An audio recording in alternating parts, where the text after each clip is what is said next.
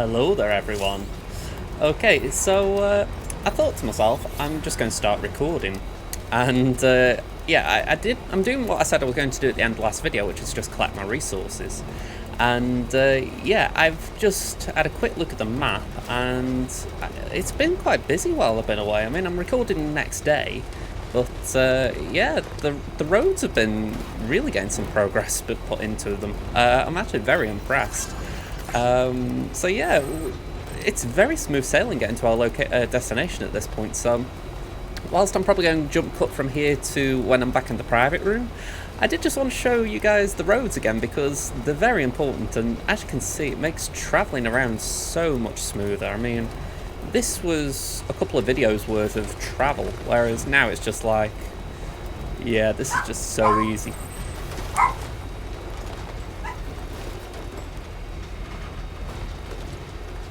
Still got it. Okay, everyone. So we're back in the private room. And yeah, I've been thinking, and we need to catch up on the lore, essentially. So, I don't know if I said I was going to do this last episode. I have slept since then. But yeah, we've got a lot of mail to read. We've got a lot of data.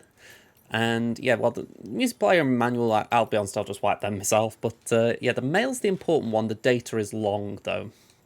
So we're just going to skim through all this as we can. But there is a lot.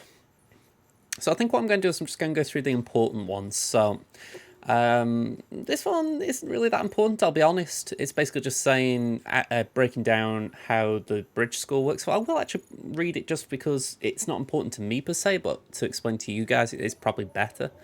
So this is from Benjamin Hancock about cargo condition and your porter grades. How's BB doing, Sam? I hope you've managed to avoid autotoxemia altogether. By the way, I've been wondering, how are your porter grades these days? Getting better and better, I imagine. Or maybe you don't really care about that stuff. Well, in case you do, I thought I might give you a quick primer, since I know it can be confusing. Bridges has developed a unique system to evaluate porter performance, and it focuses on 5 categories: cargo condition, delivery volume, speed, bridge link, and miscellaneous. Obviously, the aim of the game is to get high grades in all 5 categories. If you ask me though, you should prioritise cargo condition. I mean, what's the point of looking something halfway across the continent if it's smashed to pieces in the process? Sure, some people aren't all that bothered, some will even let you get away with up to 50% damage or so, but come on, imagine if you ordered a dozen thingamajigs and half of them were delivered broken. No, it's definitely better to put condition first. Treat your cargo with care and respect and you'll be rewarded with way more likes. Trust me. That was my motto way back when I was a porter. It wasn't always easy, as you can imagine. Sometimes things got dicey, but I learned to hang in there and deliver my cargo in one piece. You do well to bear that in mind, Sam. After all, you've got the potential to be a way better porter than I ever was.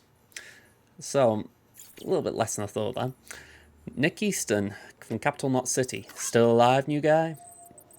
How you doing out there? For a newbie, you're quite the workhorse, huh? Timefall's probably taking its toll on your equipment, am I right? Maybe some of your kit's not even usable anymore. Well, don't jump the gun and throw all that stuff away just yet. Alright, I'm going to stop there because it's just talking about recycling, and we've seen recycling, we know what it's all about, so I'm not reading all that. Okay, so this one's quite interesting. It's from, same Benjamin Hancock. You've been working hard, Sam. Your porter grade ought to have gone through the roof if you keep this up. I wonder though, how's your BB doing? Even if you're feeling fine, it might be a good idea to give the little guy a break from time to time. I don't know. Can't help but empathise with BBs, I guess. Maybe because I'd be one too if my last name began with a B, if you know what I mean.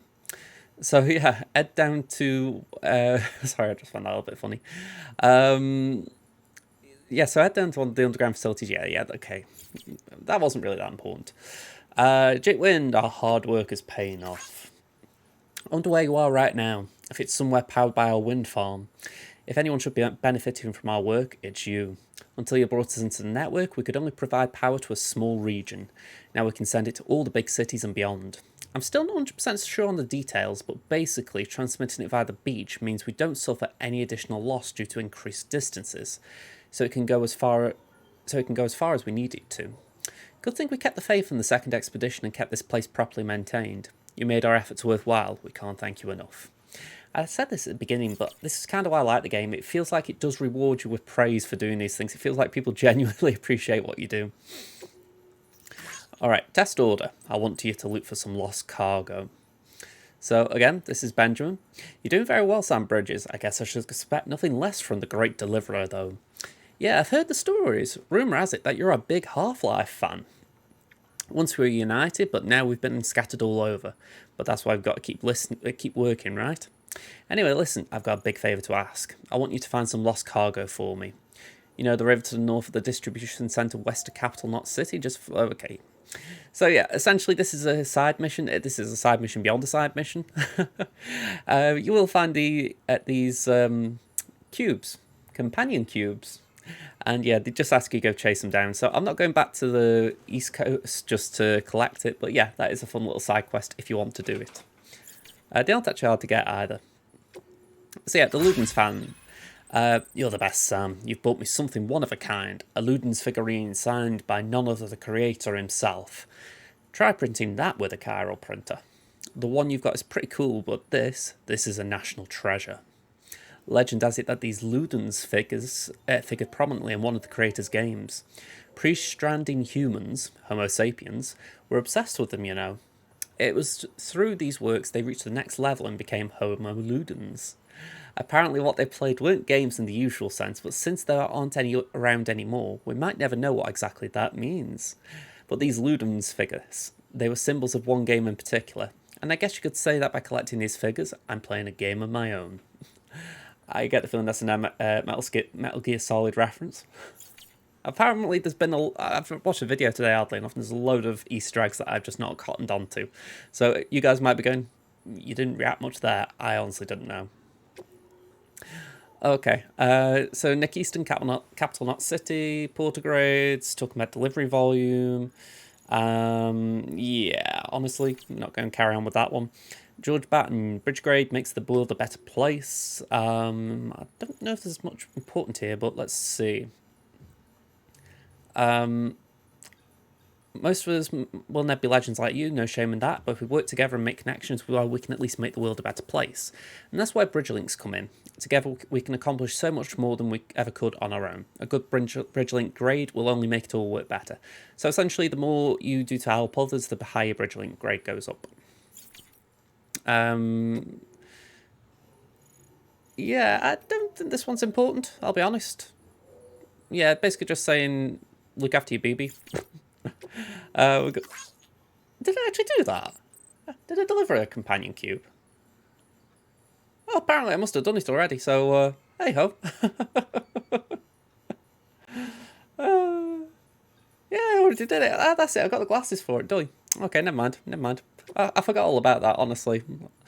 Alright, Victor Frank, about my brother. Ever since you told me about my brother, I haven't been able to stop thinking about him. I want to make one thing clear, though. I don't blame you for what happened. Igor wouldn't either.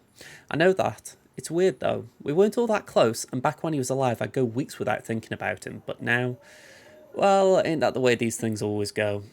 He's still got that little keepsake of his. Sounds kind of stupid, but I started thinking of it as like his alter ego or something. You know, it was his dream to go west with the second expedition, right? He never made it, but if his favourite toy does, it almost feels like it would make up for it at least a little. You showed a little guy the sights now, you hear? Lord knows, I'll never get to see him. Yeah, bit of a sad thing with Eagle. The Ludens fan, order, delivery to Port Knot City. Sorry Sam, I know you're a busy man, but I need you to deliver something to a guy called Victor in Port Knot City. Yeah, when we hop back that way we can get onto that. William Lake. Don't keep the others waiting. Yeah, I think it's just basically saying start putting the Cupid about, we're doing it. Jake Wynn talking about Amelie.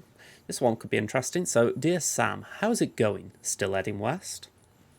We're rooting for you. We were part of the second group, so we never got to speak with Amelie face to face. Caught the occasional hollow message, but that was about it. Still, every little bit helped to keep us going. She's just like her mother. Tough, clever, easy on the eye too. Won't lie and say I didn't notice. But what really resonated with us was that fire she carries, that conviction, same as Bridget. Any one of us would have laid down our lives in service to her vision. I suppose this is all a long-winded way of saying you ought to move on and meet a light we never got to. And when you do, tell her we're all still believers in the cause, and in her, and her mother. You'll do that, won't you? musician. Okay, so this one's just a silly one. Yo, Sam. Thanks for dropping by, man. Gotta say, I wasn't expecting visitors, but hey, it was good to see somebody. In fairness, if you had your door open all the time, probably a better bet. I'm going to say... that was embarrassing. Anyways, I decided to join the UCA just to see what the deal is. I mean, I'd heard rumours, but I was always a bit sceptical. I didn't think countries or borders or whatever had anything to do with music. I was way off, though. The Carol network's incredible. I can get all the music you could ever need. There's some seriously good stuff on here, too. It's all pretty old, though. As far as I can see, nobody's written anything new in forever. Nobody except me, that is.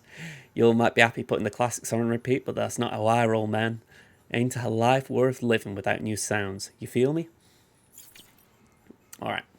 Just need to sip me a drink, otherwise I'm going to go dry doing all that.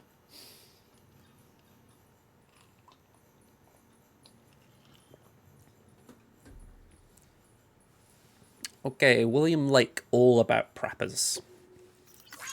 We made rounds at the local preppers when I first arrived here, with Bridges 1.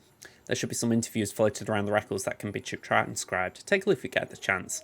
I don't think there's much there that I need to actually read. I think that might just be prompting me to read the interviews, which I'm trying to get to. Bit of irony there. You gotta go the extra mile? What's this about? Okay, so providing that extra bit of service to make people happy, the miscellaneous grade is the most important part of the whole evaluation system for you. Yeah, so essentially... here we go. I'm serious. Next time you complete an order, take a look at your results. See if there isn't a symbol next to your likes which indicates that you got them for performing tasks related to your miscellaneous grade. You might be surprised. It may seem like a hassle right now, Sam, but having a good miscellaneous grade will get you more likes, and you can never have too many likes. So yeah. So I'll just read around this because I think the likes are a bit confusing. I think this is the kind of important one. So... True, successfully delivering cargo to its destination is your first job, first and foremost. But people are demanding. They don't just want their stuff carried from A to B, they want a little bit more, you know? Special treatment, something that'll put a smile on their face. Hey, I get it. It's a lot more work for you tracking down lost cargo, returning items to the rightful owners, and it's not really part of the job description either. But you better get used to it, because standards are changing, and people are only going to expect more from their porters.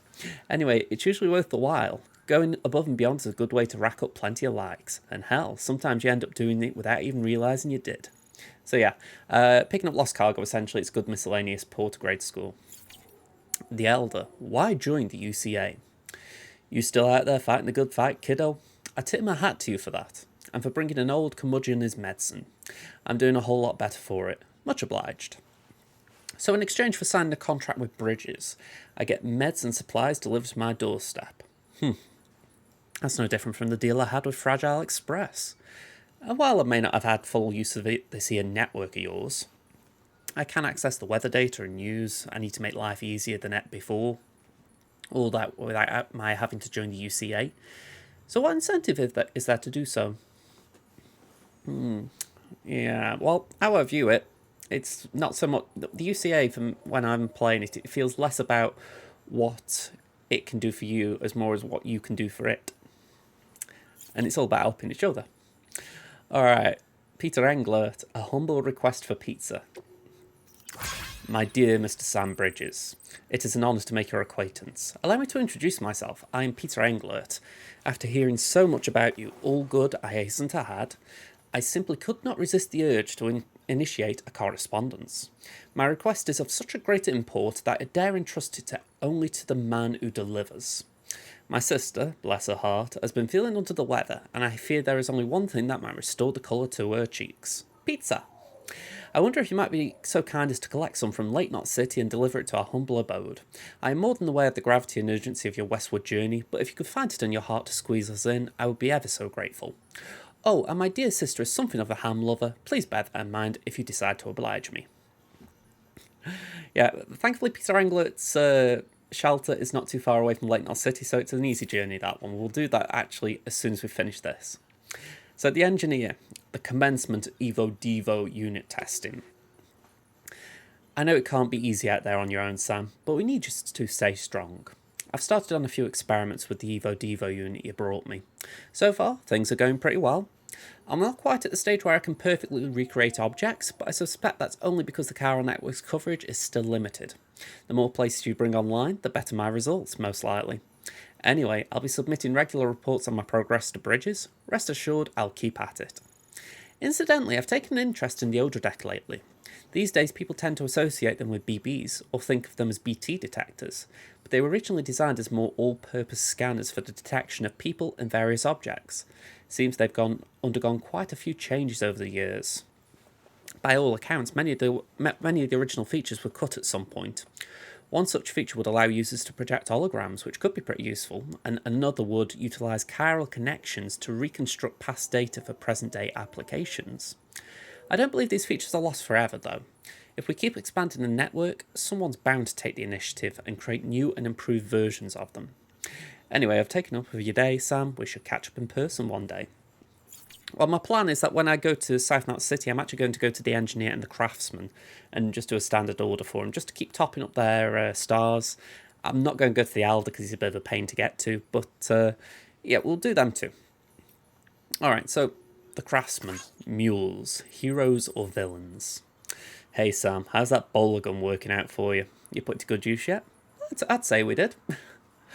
Listen, I've come up with a few more ideas for new gadgets since we last spoke, and Chiral Network makes it so much easier to share data. You can fabricate stuff pretty much anywhere. In fact, I might ask you to test them out for me sometime. It's in your interest too. What with you maybe having to go up against mules and what other crazies are out there. But if you do have to throw down, remember that mules used to be just like you. They were porters when the world went to hell. People trying to help people in all that chaos and confusion. Would have been hailed as heroes if they hadn't gone crazy. That's what most people think, me included.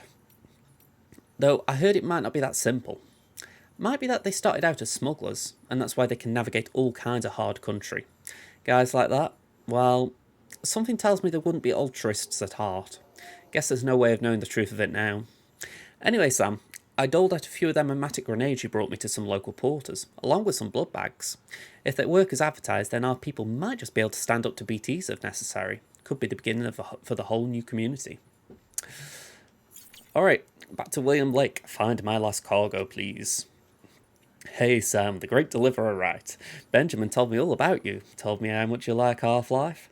To be honest though, I'm not sure I understand what it is you do. So why don't you show me? Prove to me you're a real badass. I've lost something very precious as life itself, akin to what you'd call a even. Now, you know who Peter Englert is, don't you? The guy who seems to keep asking you to bring him pizza? Seems my cargo's somewhere near his shelter. It's got a pretty distinct cube shape, so you should recognise it straight away. Once you find it, bring it to Lake City, please. I'll make it worth your while, of course. While you or anyone else would choose to make a living traipsing around with cargo strapped to your back is a mystery to me, I'm sure glad you're doing it. And then the last one here. The craftsman. You beat the mules without killing anyone. Dear Sam, our local mule chapter hasn't been causing any trouble of late, and I guess that must be down to the lesson you taught them. Look, I know those guys are just victims, really, what with their obsessive compulsions or whatever. But the fact is they make life difficult. Someone had to confront them, and that's just what you did. Hats off to you, Sam. How about my tool, by the way? Did it come in handy? I guess it must have done, if you managed to get out of there without killing anyone. So yeah, I've got to admit that was a good upgrade from him. Alright, so we're going to read the data now. There's a few of them, as you can see, but we are going to do those two orders. We're going to do the humble request for pizza and the lost cargo afterwards. So stay tuned for that. Interviews. So we did that one last time, so we'll read this one. Humanity's biggest problem, logistics. So this was 5 years ago by Di Hardman. War and famine have been inescapable parts of human life since the rise of our species. And while the fall of America hasn't changed this fundamental truth, it's fair to say that these issues aren't pressing concerns. Can you remember the last time you heard of a prepper dying of starvation? Much less someone in a not city. No one's fighting over water or oil or anything else, which isn't to say that people don't occasionally run out of supplies. That's almost never because of a real shortage. It's usually a problem with logistics. In fact, it was to address such problems that the president created bridges and developed the Chiral Network. So yeah, no one's that desperate. Everyone's got enough for themselves, which is what's led to the real problem.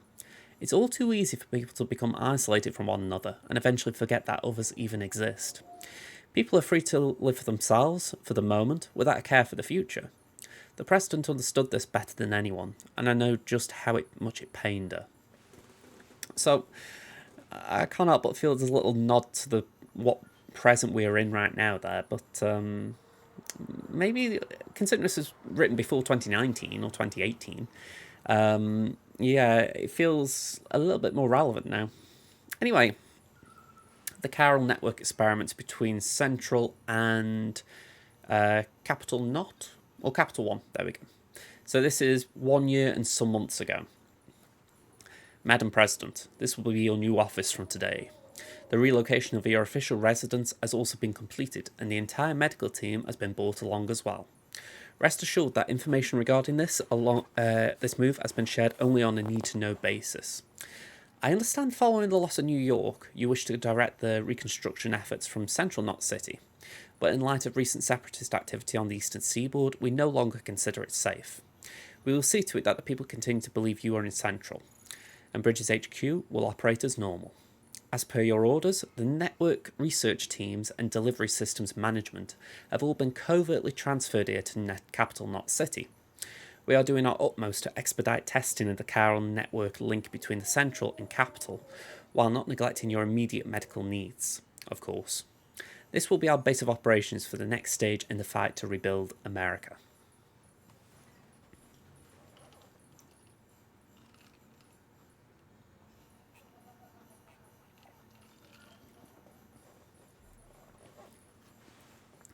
Okay, so it looks like the next one is just number 2. This is a year ago. Madam President, I'm happy to report that the trial run was a success. The connection between Central and Capital was established without incident. No chiral spikes or other irregularities. The Cupid functioned within acceptable parameters as well. There's still a lot of work to do. Chiral holograms, chiral printing, and data recovery have yet to be proven viable, but the confirmation that data can be sent via the chiral network is a huge step forward for the UCA. Our next step will be to use Cupids to establish connections with the other cities. Preparations for the second expedition are already underway. We're still trying to track Sam down, but as soon as he's back with us, he'll be given his new command. So yeah, they were after Sam for some time. Mules and porters, or mules and local porters, this was 2 years ago. When people hear mules, they think junkies driven crazy by a desire to steal supplies we so desperately need to survive. Lucky for us, not all couriers are predisposed to this condition. Not all mules, in fact. They were professionals once, and some still are. Some even complete proper deliveries from time to time. Fragile Express has been known to use them, along with independent porters. For those at risk of losing it, they say the only way to stave off the syndrome is to join a distro organisation with strong leadership and support to help keep you on the straight and narrow. Or you can strike out on your own, but that's no easy path. There's a reason guys who run solo have a reputation for being bulletproof. Okay, last one from Die Hardman. The Symbiotic Surveillance Society. This was written 3 years ago. In the world before the Stranding, the online service industry was huge, possibly the biggest of them all. People wanted their lives to be smooth and stress-free, and countless companies were happy to oblige. Companies would provide information about themselves, browsing history, purchasing history, that kind of thing, and in return they get a pleasant personalised internet experience. It wasn't anything like that this dystopian surveillance state people used to worry about in the 20th century. Predictive advertising, customised health tips, that sort of thing. The internet transformed our lives, and in many ways for the better. But not everyone was happy. People started to worry that it was encroaching on people's freedoms, that the price we paid for so much convenience was constant monitoring and an abdication of control. We'd become members of a symbiotic surveillance society. Naturally, there are people who have similar concerns about the chiral network. There's a pretty sizable faction that wants nothing to do with it whatsoever. That said, I can't help but feel that they'd be naive. There's no such thing as free lunch. Connectivity and convenience have to come at a price. What's more, the stakes are a whole lot higher these days. We're not talking about a simple trade-off between privacy and convenience. It's the network or bust, survival or extinction as far as humanity's concerned.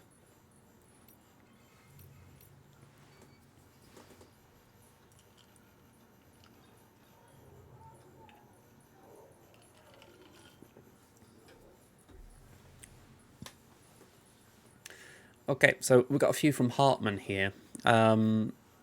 This should definitely go into the lore a lot more as far as BTs and the like and beaches. So, necrosis and the ancient Egyptian view of life and death. This is 3 years ago. The Egyptians believed that we humans were composed of two elements, the Ha and the Ka, the body and the soul. Various texts expound upon their nature in detail, but perhaps it is the simplest to conceive of them as follows. The soul is that which joins with the child in the womb and gives life to the body. It is also that which departs the body upon death.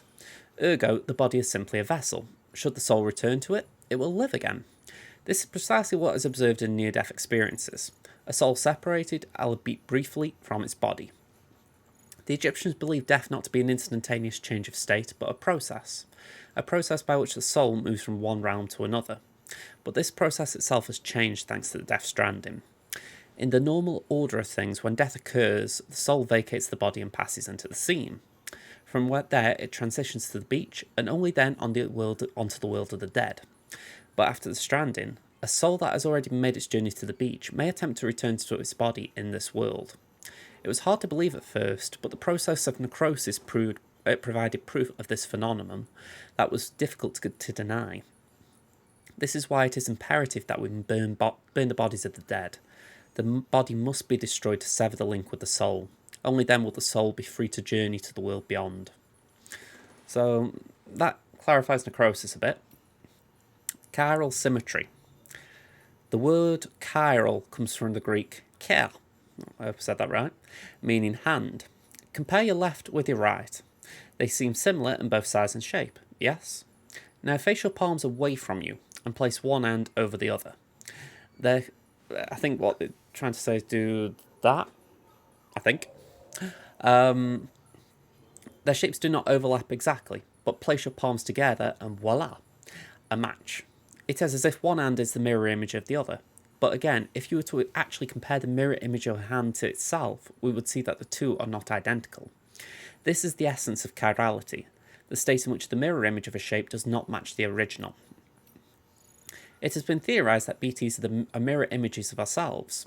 Were we to exist in the same point in time and space, our shapes, as it were, would not overlap neatly onto one another, save in reflection.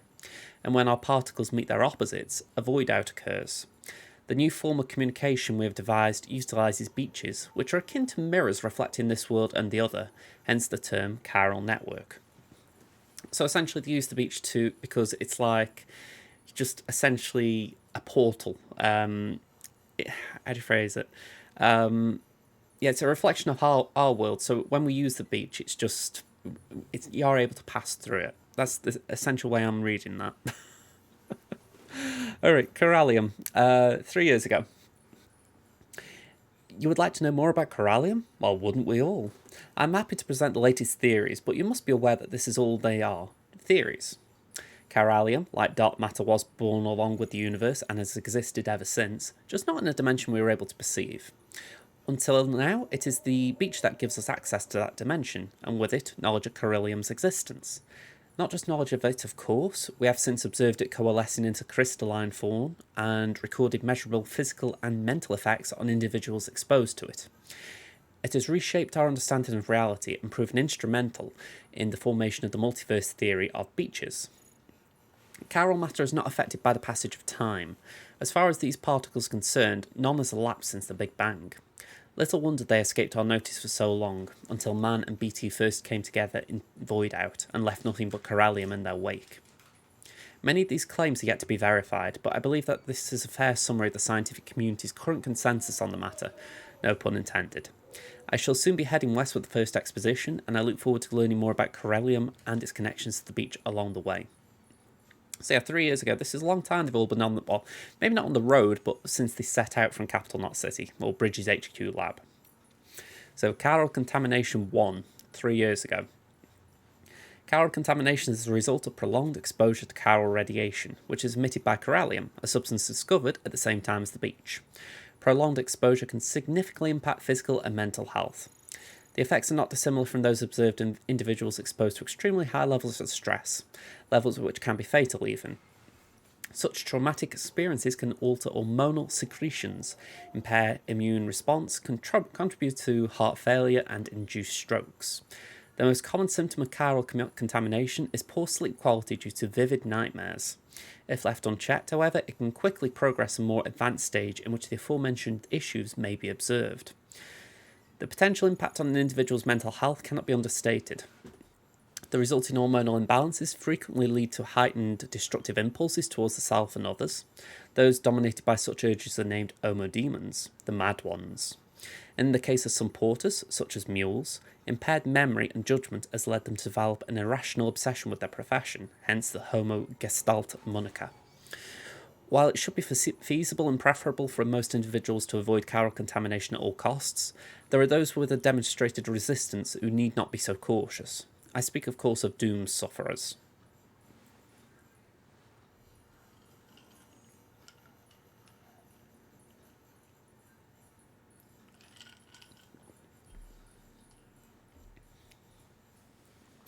Okay, so chiral contamination 2, again 3 years ago. Chiral contamination can be alleviated using similar methods to those used to alleviate stress, increasing oxytocin secretion through contact with other people, administering smart drugs, and so forth. In recent years, however, a hormone dubbed lyxin, known to mitigate the effects of chiral contamination while also restoring basic physical and mental acuity, has attracted a great deal of attention from the scientific community. Unlike oxytocin, lyxin cannot be administered externally. It is secreted within the body, but only in response to external stimuli. It is said to be the hormone principally responsible for the positive feelings that occur when one achieves a goal, enjoys success, receives praise or gratitude, or any other form of like from a fellow human being. Okay, so another one, there's a lot here from Hartman. The discovery of beaches and the concept of death. So this is again 3 years ago. With the discovery of the beach, the fundamental truth of death was upended. I doubt you'll find many who would deny this.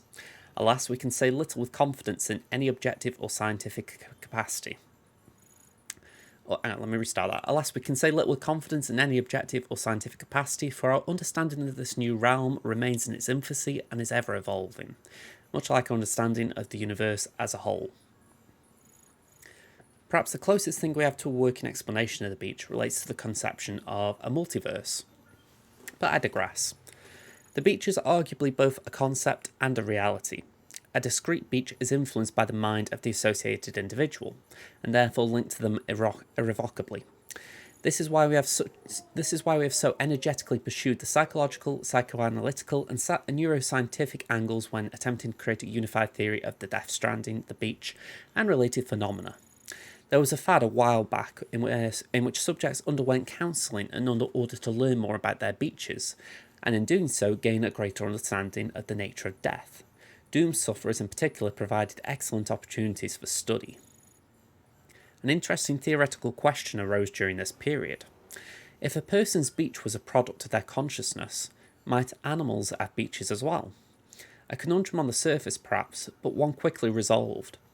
Only human corpses undergo necrosis and become BTs, which proves somewhat conclusively that only a human can possess a beach.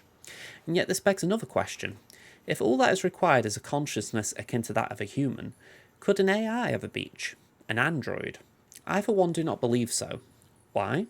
Because the function of our beaches is to connect the worlds of the living and the dead. If an entity was never born, has not truly lived, and will never know death, surely it cannot have a beach.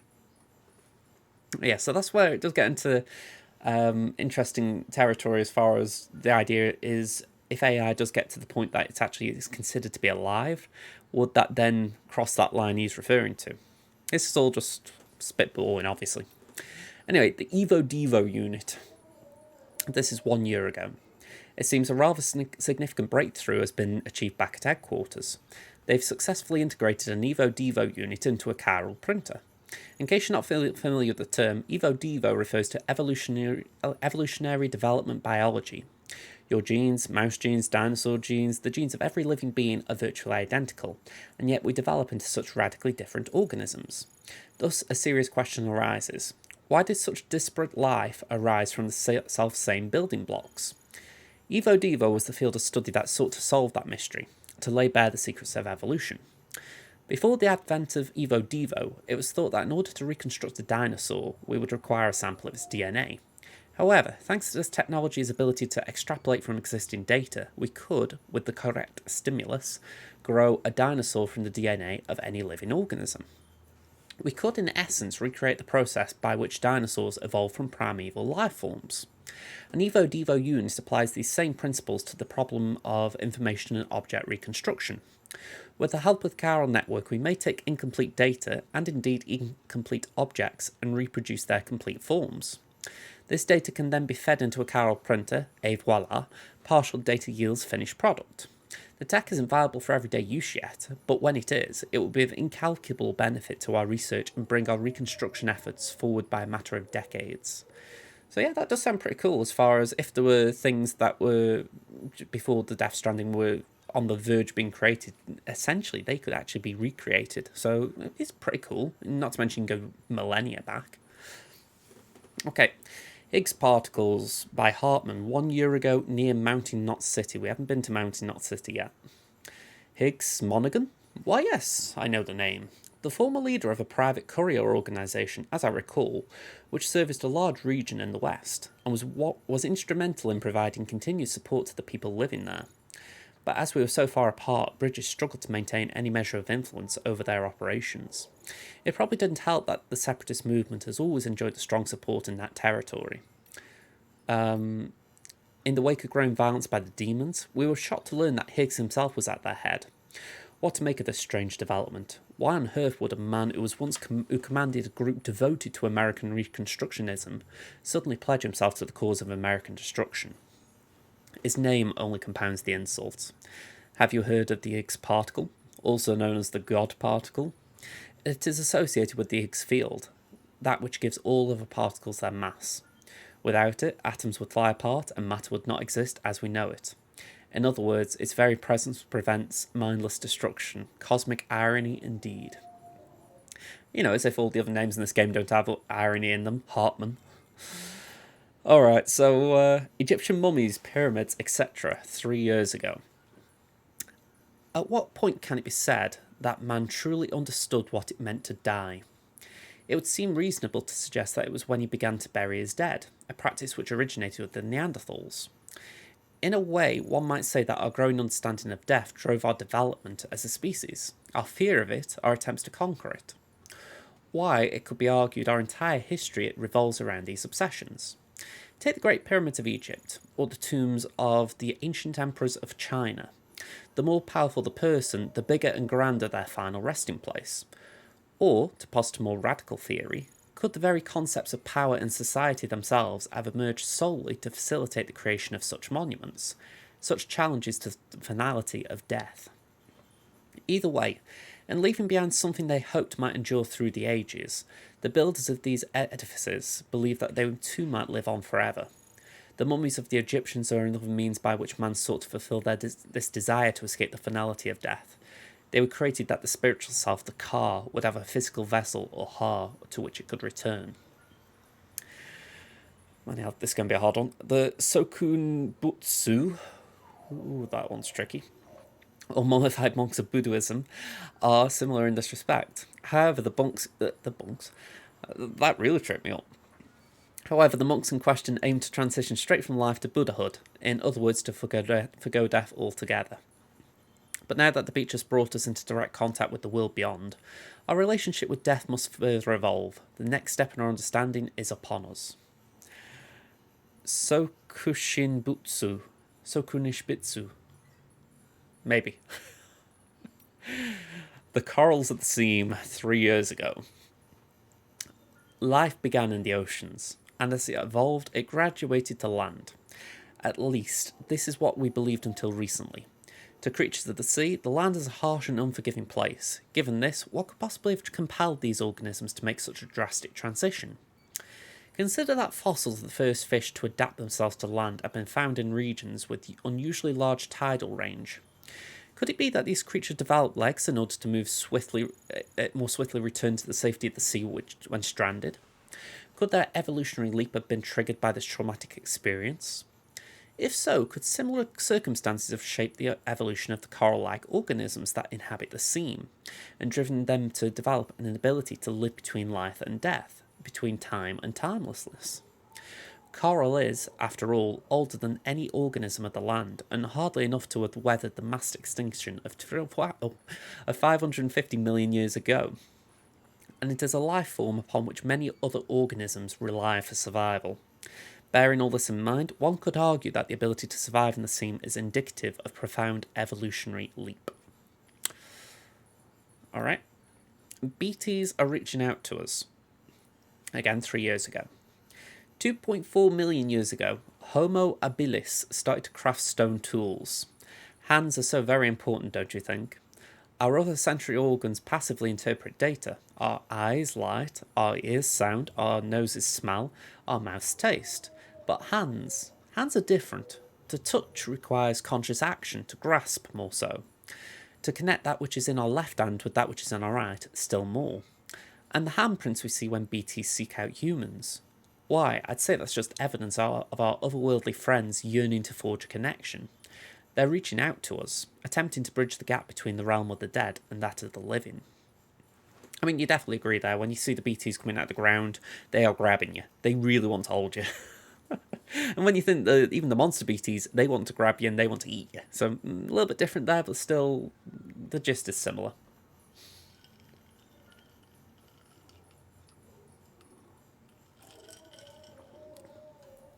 It does beg the question, though. Maybe they aren't actually deliberately trying to kill you, but maybe they are just trying to reach out, they're trying to connect, and because they don't know any better because they're confused, they are accidentally causing more harm than good. Okay, we're on to Mama, the Chiral Network 1, 3 years ago before the first expedition's departure. So this is from Central Knot City HQ. So the core infrastructure is complete. The basic Cupid-ready chiral network setup is good to go. Now all we have to do is connect Central Knot City to Capital and prove that it actually works. Sadly, I won't be here to see it. I've been assigned to the expedition team's second group, so I'll be heading west with the others. But the people in charge here are the best of the best. They'll have the network operational inside of 3 years, just as planned. I'm sure of it. And while they're seeing to that, we'll be visiting towns and whatnot across the country and putting the facilities in place for when things are finally up and running. Amelie and the others are in the lead group. We'll be forging the connections and laying the groundwork to make sure everything goes to plan. Afterwards, we'll just need to link it all up with operational Cupids, and that should be that. It's kind of like Apollo missions back in the day. They used a 3-stage rocket to get to the moon, right? Well, we're using a 3-stage process to do something almost as revolutionary. And I like that analogy. Essentially, the idea Amelie and the first group went out, that's essentially lift off. Then you've got Mama and the second expedition that are essentially the rocket getting past the atmosphere and into space. And then you've got the third expedition, which is technically Sam, just landing. So yeah, I like that analogy. Alright, the Chiral Network 2, 3 years ago before the first expedition's departure. In a way, the Chiral Network makes use of the beach to allow us to travel through time. C. Sending large amounts of data takes large amounts of time, as you'd expect. But the thing about beaches is, while time doesn't pass the same way in them as it does out here, it might not even pass at all. Think about how the light from the stars in the sky we see was produced thousands and thousands of years ago. Routing data through the beach is like jumping to a point earlier in that journey, thereby cutting it shorter. Much shorter. Just imagine massive amounts of data transferred almost instantaneously. That's what we're trying to achieve with the Chiral network in a nutshell. In theory, the network allows us to reconstruct old data that would otherwise be lost, and to do so with fragmented resources. Using what's known as Evo-Devo analysis, we could take the finger bone of a dinosaur, say, and extrapolate from that not only the dinosaur's form, but its composition, internal, external, even its thought processes to a degree. Anything's possible with chiral computing. In other words, we won't just be able to reunite a nation, we'll be able to reclaim everything we lost in the Death Stranding. More even, theoretically we could go back as far as the birth of the planet and beyond, and thanks to the beach we'll be able to compile all that data in one place, and reduce the processing time for even the most complex analysis to effectively zero. So yeah, that's why there's a lot on the line with the Chiral network.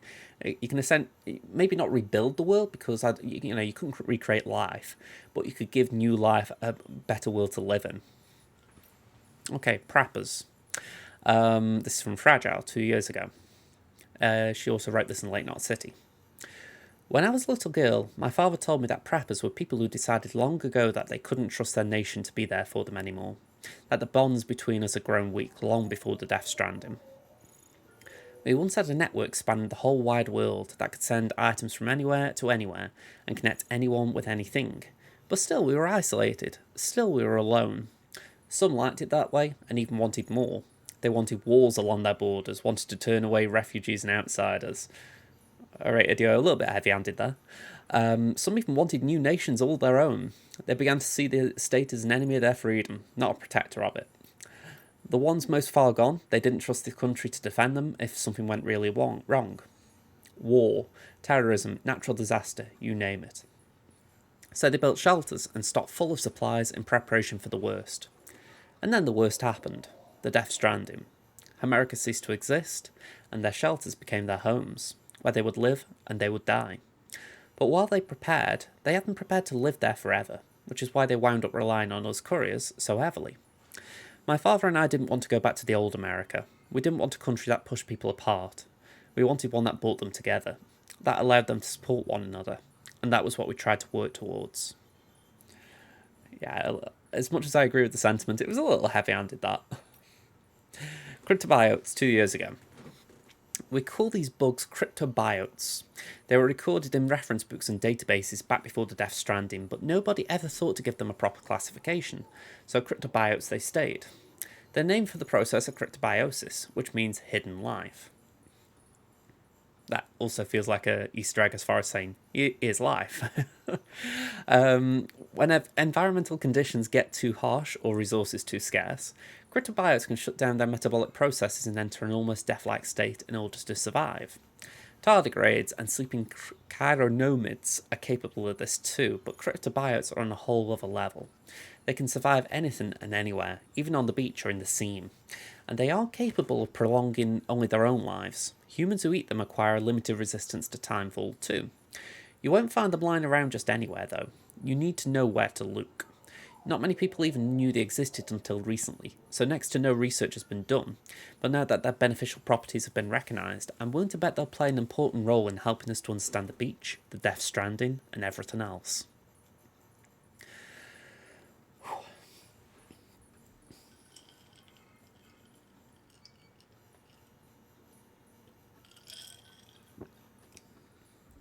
I will say I'm sorry that's a very long video of lore, but they must have dumped a load on us. I saw quite a few come through, but I just couldn't get to them, and a nice opportunity before now. Alright, so this is from Benjamin Hancock of Distribution Centre West of Capital Knot City 2 years ago. It's been about a year now since we came here with the rear guard. The first folks came through, did us the favour of setting up the carol relay and patching things up before we arrived, so we're doing alright. Not so sure about everyone else though. Folks back home sound kind of freaked out. We don't know what's going on in Central or Capital, let alone how Amelie and the others who kept heading west are doing, but something doesn't feel right. What's more, a lot of the guys have developed some kind of agoraphobia, like the thought alone of going outside scares the hell out of them. See, the distro centres and way stations around these parts here aren't like the ones back east. They're much more isolated, out in the middle of nowhere. Can't help but feel cut off from the world. And there's not a lot of staff on hand either, which means you often have to do the work of two guys, which can make it a bit that much lonely too. And then you factor in the terrorism rumours. Also, is it just me or does it feel like there's more mules out there these days? Don't get me wrong, I know they're not out to get us, all they want is our cargo, right? Well, that doesn't change the fact that they're not making our work any easier, especially since a lot of these guys used to be first-rate porters and could run rings around as if they hadn't, you know. Still, for now, the network systems are up and running, and we're just holding out for the day when the second expedition comes through with the working Cupid. Till then, we'll keep things chugging along, that much we can do, for bridges and country. Am I right? Okay, next one. Timefall and Power Failures by Eagle. Oh, Eagle. I volunteered to join Bridges. Signed up with my brother, Victor. This is 3 years ago, by the way. See, we both remembered when America was still America. When we still had planes and satellites. When we were still connected to everyone and everything. The world was different. Bigger. And we wanted it back. He was chosen for the first expedition and hit the road damn near straight away. Me, I got told to hang back here in Central, which was okay, I guess. Corpse disposal means taking your fair share of time for on the line of duty. You get a sense for it after a while, a sixth sense for when the clouds are about to open up. Of course, the clouds themselves are a big tell, and an inverse rainbow's a guarantee you're in for some trouble. But there are smaller signs too. Changes in the air, a smell on the wind. When it hits, you've got power outages to deal with. Far as I understand it, which ain't at all that far, it's to do with high concentrations of corallium causing electromagnetic interference or something, which also interacts with water and kicks up clouds of ozone, which then makes the temperature drop like a rock. Anyway, I may be used to timefall, but that doesn't mean I'm immune to it. Believe me, I'm younger than a Luke. My big bro would take a lot of pleasure in telling you that if he could see me now. Yeah, poor Eagle. Okay, so the lake at Ground Zero. Victor, 2.5 years ago, Port Knot City. When I first laid eyes on the lake here at Ground Zero, I was blown away by the sheer size of it. I never imagined anything could be so huge. This was just after the Death Stranding, and not many people had seen the craters up close yet. Back when I was still living with my parents and my brother on the East Coast, an explosion like nothing the world had seen before tore a gaping hole in the heart of America. There were all kinds of rumours floating around the place. That it was a meteor, that it was a nuke dropped by another country. I was just a kid, but even I could tell the adults didn't have a clue, so you can imagine how I felt. And then we found out that there had been other explosions, not just here in America, but the world over. By the time we learned there were void outs, and what void outs were, the country was pretty much done. But hey, that was then, and this is now, and things are looking up. I just got told my kid brother's still alive. Word is, he's heading up a corpse disposal team in Capital Knot City. Handled well enough to get picked for the second expedition. 3 more years and he'll be here with me. Can't wait to see him again.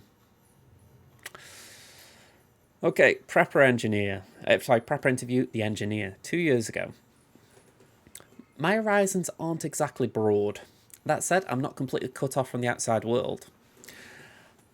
I knew what Bridges was and that they were trying to rebuild America, but when you're living down here, it's hard to see how that's got anything to do with you and yourself, am I right? My folks holed up in the shelter after Death Stranding, had a kid, and raised him in their slice of paradise.